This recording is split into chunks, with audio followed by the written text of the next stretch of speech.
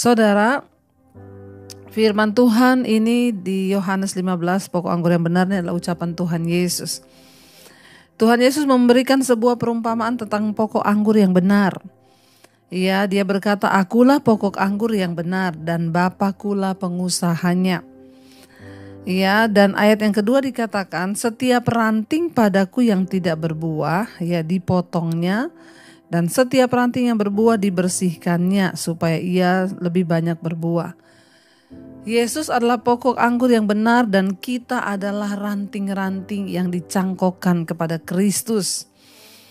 Saudara, ya kalau kita semua tahu tentang pohon, ya maka pohon itu tidak akan bisa ya dipotong dari pokoknya.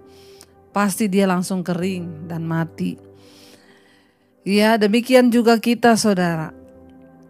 Kita adalah ranting-ranting yang melekat kepada Yesus sebagai pokok anggur yang benar itu. Ayat ini berkata ada dua jenis ranting. Ada ranting yang berbuah, ada ranting yang tidak berbuah. Ya, firman ini berkata setiap ranting padaku yang tidak berbuah dipotongnya. Iya, kita melihat ya kalau kita nanam pohon, saya itu juga suka nanam-nanam, saudara. Iya, saya pernah nanam mangga, saudara. Ya, tidak berbuah. Akhirnya saya potongi ranting-rantingnya. Lama-kelamaan baru dia tumbuh lagi yang tunas baru bisa berbuah. Tapi selama ranting itu tidak berbuah, kita potong ya. Karena kalau tidak, untuk apa? Dia semakin tinggi tapi nggak ada buahnya.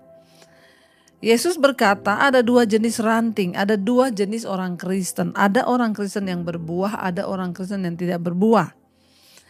Orang Kristen yang tidak berbuah itu artinya apa? Hidupnya gak pernah ada perubahan.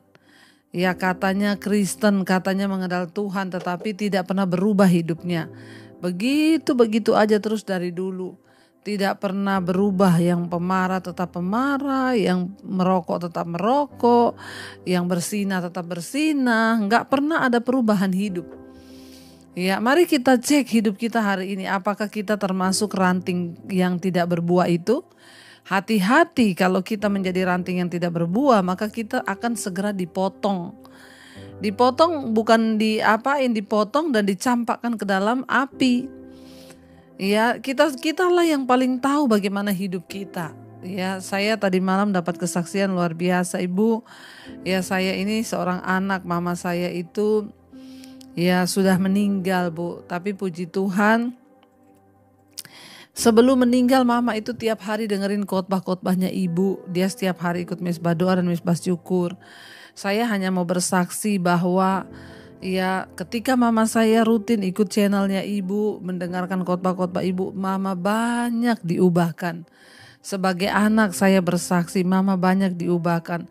Tadinya suka marah-marah, tapi mulai berubah, ya bisa mengontrol emosinya. Mama hidupnya benar-benar berubah, Bu, sejak dia mendengarkan khotbah-khotbah Ibu dan mengikuti misbah doa. Ya, saudara, ya orang yang berbuah itu pasti terlihat oleh orang lain. Suami akan melihat buah kita, anak-anak akan melihat buah hidup kita, apakah kita ini menjadi orang Kristen berbuah atau tidak. Ya, tetapi kalau kita juga tidak berbuah, ya malah Tuhan yang akan dihujat dari hidup kita. Karena hidup kita gak pernah mengalami perubahan. Ya, dan setiap ranting, setiap orang Kristen yang tidak berbuah, artinya hidupnya tidak berubah, dia akan dipotong dan dicampakkan ke dalam api. Nah, sekarang ada jenis ranting yang berbuah, yaitu orang Kristen yang hidupnya berubah. Ya, yang tadinya pemarah sekarang tidak marah lagi, yang tadinya suka bersinah sekarang tidak bersinah lagi. Itu artinya berbuah. Nah, kalau yang tidak berbuah tadi dipotong, dibuang. Kalau yang berbuah ini diapain, saudara? Ya, setiap ranting yang tidak berbuah katanya tadi dipotongnya. Dan setiap ranting yang berbuah dibersihkannya supaya ia lebih banyak berbuah. Saudara, ya ketika kita berubah, firman Tuhan bilang kita akan dibersihkan oleh Tuhan supaya kita semakin banyak berbuah. Yang namanya dibersihkan itu tidak enak, saudara. Saya itu punya tanaman. Ya, kalau dia sudah mulai berbunga, saudara, keluar kuncup-kuncupnya itu kadang banyak kutu. Ya, kutu yang putih-putih itu melekat. Maka saya itu harus membersihkan. Kadang ketika saya membersihkan kutu-kutu putih yang melekat di kuncup-kuncupnya itu, kadang kuncup bunganya itu ikut patah. Karena kutunya itu melekat sangat-sangat lengket. Jadi waktu saya bersihkan kadang patah, ya di hati saya, aduh ya sayang banget ya, baru mau kuncup udah patah. Tapi kalau saya tidak bersihkan, ya maka kutu-kutu itu akan memakan habis dan dia tidak sempat berbunga, akan layu. Setiap kuncup itu layu. Nah, saya harus membersihkan. Bahkan kadang saya terpaksa ya mematahkan 1 daun, 2 daun yang memang itu sudah ya benar-benar banyak melekat kutu. Saya harus rela membuang daun itu supaya dia tidak menjangkiti yang lain. Waktu hidup kita mulai berbuah, maka perhatian Tuhan itu akan tertuju pada kita. Ingat ya, yang tidak berbuah digunting, dipotong, dibuang. Yang berbuah dibersihkan. Saat hidup kita mulai berubah, saat kita mulai hidup menyenangkan hati Tuhan, maka perhatian Tuhan tertuju pada hidup kita. Ketika perhatian Tuhan tertuju pada hidup kita, dia rindu membersihkan kita karena dia lihat kita berbuah. Nah, ketika Tuhan membersihkan itu kadang-kadang rasanya tidak enak, saudara. Ya kayak tadi saya bilang, kadang ada daun yang patah, kita harus kehilangan sesuatu. Kadang-kadang ketika Tuhan membersihkan kita itu hal-hal yang tidak enak datang menimpa kita.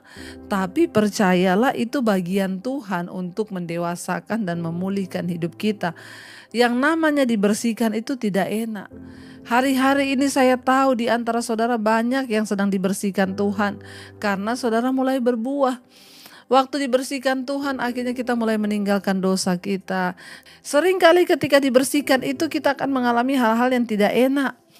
Ya, tekanan, intimidasi, bahkan hujatan, fitnahan, sesuatu yang ya bahkan mempermalukan. Tapi ketika kita tahu kita sedang dibersihkan, karakter kita sedang dibentuk, maka kita tidak perlu berkecil hati sebab Tuhanlah yang sedang membentuk kita. Dan tujuannya satu, supaya apa? Kita semakin banyak berbuah. Kalau kita masih berbuahnya misalnya baru ya 1, tidak marah-marah lagi. Untuk buahnya lebih banyak lagi, kita harus bersedia mengampuni. Maka akan diizinkan orang-orang menyakiti kita, tapi kita bisa mengampuni. Itu artinya kita semakin berbuah banyak. Semakin dibersihkan itu semakin tidak enak. Tapi tujuannya supaya kita berbuah semakin banyak. Yang penting perhatikan 1, ayat yang ketiga berkata, kamu memang sudah bersih karena firman yang telah kukatakan kepadamu. 4, tinggallah di dalam aku dan aku di dalam kamu. Sama seperti ranting tidak dapat berbuah dari dirinya sendiri kalau ia tidak tinggal pada pokok anggur. Demikian juga kamu tidak berbuah jika kamu tidak tinggal di dalam aku. Perhatikan hanya 1 yang paling utama, tetap tinggal di dalam Kristus. Tetap tinggal dalam firman. Sekalipun kita sedang dibersihkan sesakit apapun, asal kita tetap tinggal dalam Kristus, tetap tinggal pada firman, melakukan firman, maka kita akan terus semakin kuat dan semakin diubahkan.